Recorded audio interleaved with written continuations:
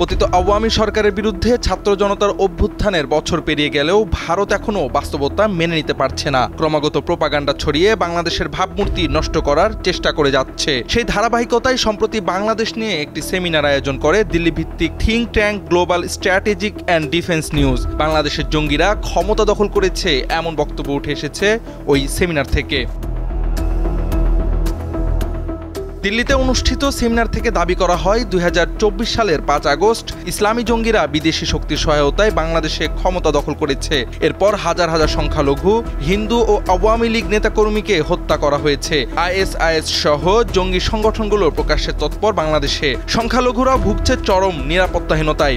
এক্ষেত্রে পশ্চিমা বিশ্ব কৌশলে নীরব। চীন পাকিস্তান বাংলাদেশের সাথে ঘনিষ্ঠতা বাড়িয়েছে, যা ভারতের জন্য বড় নিরাপত্তা হুমকি হয়ে দাঁড়িয়েছে।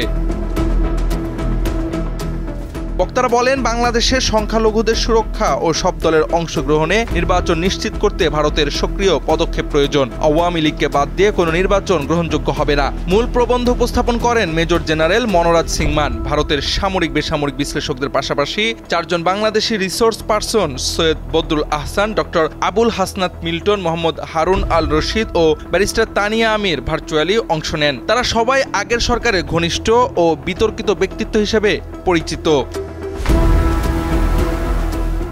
উপস্থিত আলোচকদের অধিকাংশই নেতিবাচকভাবে বাংলাদেশ সরকারকে নিয়ে সমালোচনা করেন। তবে কয়েকজন সাবেক সামরিক কর্মকর্তা বাংলাদেশের সঙ্গে ইতিবাচক সম্পর্ক গড়ে তোলার উপর গুরুত্ব আরোপ করেন। তারা ডক্টর মোহাম্মদ ইউনূসের নেতৃত্বাধীন বাংলাদেশের অন্তর্বর্তী সরকারের সঙ্গে সম্পর্ক স্থাপনের পরামর্শ দেন। তবে অনেক বক্তার ধারণা, আগামী নির্বাচনের পর ভারত বাংলাদেশ সম্পর্ক আবার আগের অবস্থানে ফিরে আসবে।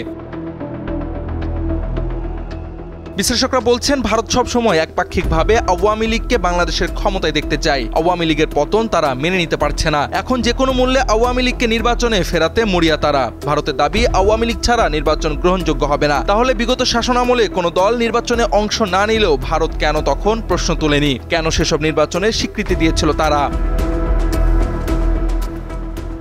এখন পর্যন্ত বাংলাদেশের পক্ষ থেকে এ নিয়ে কোনো জবাব বা প্রতিক্রিয়া দেখা যায়নি। অন্তর্বর্তী সরকার কি ভারতের এই প্রোপাগান্ডা নীরবে এড়িয়ে যাবে নাকি শক্ত কোনো প্রতিক্রিয়া দেখাবে, সেটাই এখন দেখার বিষয়। জাওয়াদ আহমদ, সময়ের আলো।